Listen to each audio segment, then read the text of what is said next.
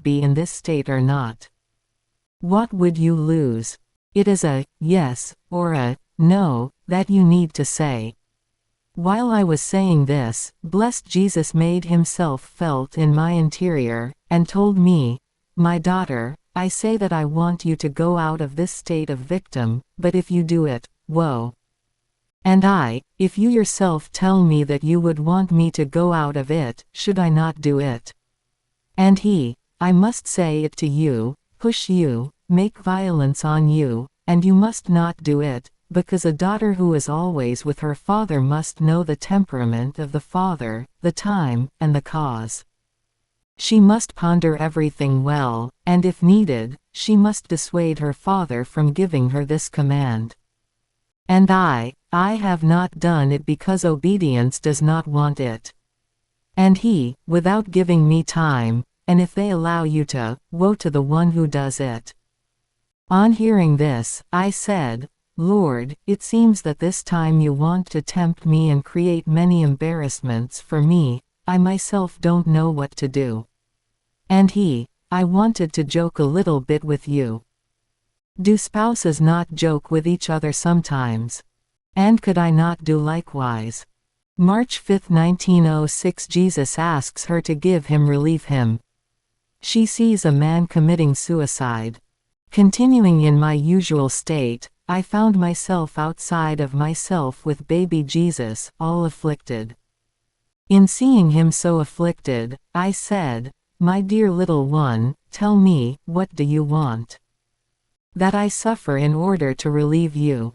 And he placed himself with his face to the ground, praying, almost wanting me to interpret his will, but I could not understand anything. I raised him from the ground, I kissed him several times, and I said, "My beloved, I cannot understand what you want. Do you want me to suffer the crucifixion?" And no. He took my arm with his hand, and my wrist appeared from the cuff of my shirt. In seeing this, I said, "Do you want me to be stripped? I feel great repugnance, but for love of you, I submit myself." In the meantime, I saw a man who, taken by desperation and by esteem of his own self, was committing suicide, and this, in our town. The baby told me, "I cannot contain so much bitterness, receive part of it." And he poured a little bit of his bitterness into my mouth. I ran to that man to help him to repent of the evil he had done. The demons were taking that soul, placing it on the fire, and turning it over and over again as if they were roasting it. I freed him as many as 2 times, and then I found myself inside myself, praying the Lord to have mercy on that unfortunate soul.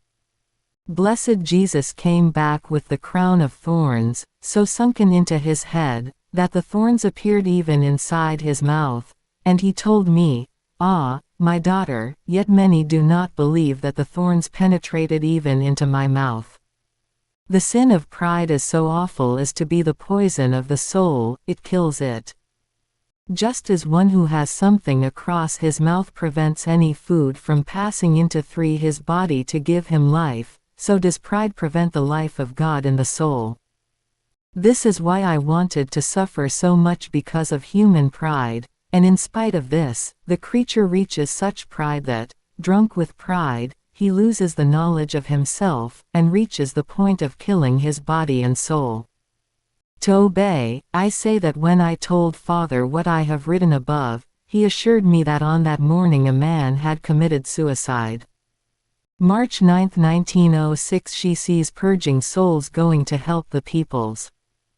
Continuing in my usual state, I just barely saw blessed Jesus and many purging souls, whom Jesus Christ was sending to the help of the peoples. It seemed that many disgraces of contagious diseases were to happen to the peoples, and earthquakes in some places. Some were killing themselves, some were throwing themselves into wells or into the sea, and some were killing others. It seems that man is tired of himself, because without God he does not feel the strength to continue living. Oh, God, how many chastisements, and how many thousands of people will be victims of these scourges. March 13, 1906. If the soul cannot be without Jesus, it is a sign that she is necessary to his love. This morning blessed Jesus was not coming, and I was saying to myself, Lord, don't you see that I feel life missing in me? I feel such necessity of you, that if you do not come, I feel my being destroyed. Do not deny me what is absolutely necessary to me. I do not ask you for kisses, caresses, favors, but only for what is necessary. While I was saying this, I found myself all absorbed in him. My whole being was dissolved in such a way that I could do nothing and see nothing but what he himself was doing and seeing. I felt blissful, happy, all of my powers dozy, just like one who goes into the depths of the sea, which is all water, and if he looks, he sees water. If he speaks, the water prevents his speech and enters even into his bowels. If he listens, it is the murmuring of the waters that enters into his ears. With this difference, that in the sea one's life is in danger, and one feels neither happy nor blissful, while in God one reacquires divine life, happiness and beatitude.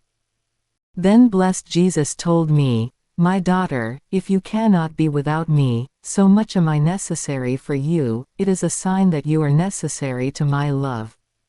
In fact, the degree in which one becomes necessary to someone else, is a sign that the second is necessary to the first.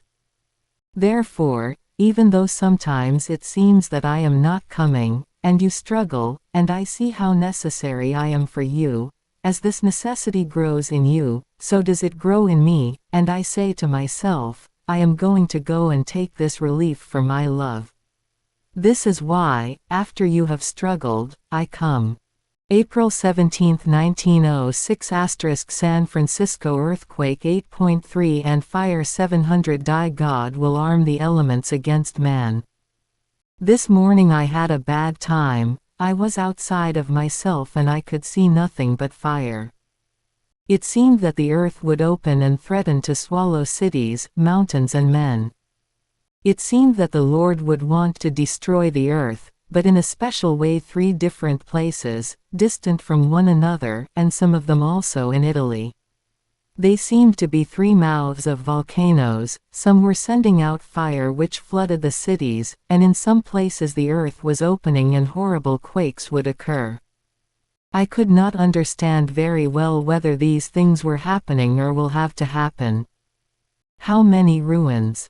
Yet, the cause of this is only sin, and man does not want to surrender. It seems that man has placed himself against God, and God will arm the elements against man, water, fire, wind and many other things, which will cause many upon many to die. What fright, what horror! I felt I was dying in seeing all these sorrowful scenes. I would have wanted to suffer anything to placate the Lord.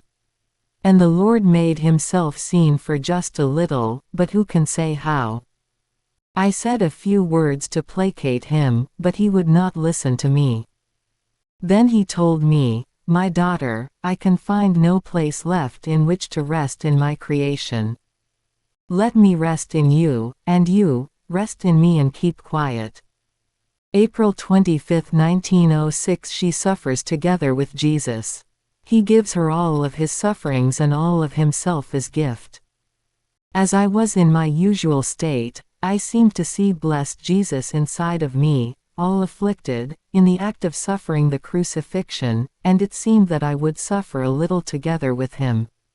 Then he told me, my daughter, everything is yours, my sufferings and all of myself, I give you everything as gift.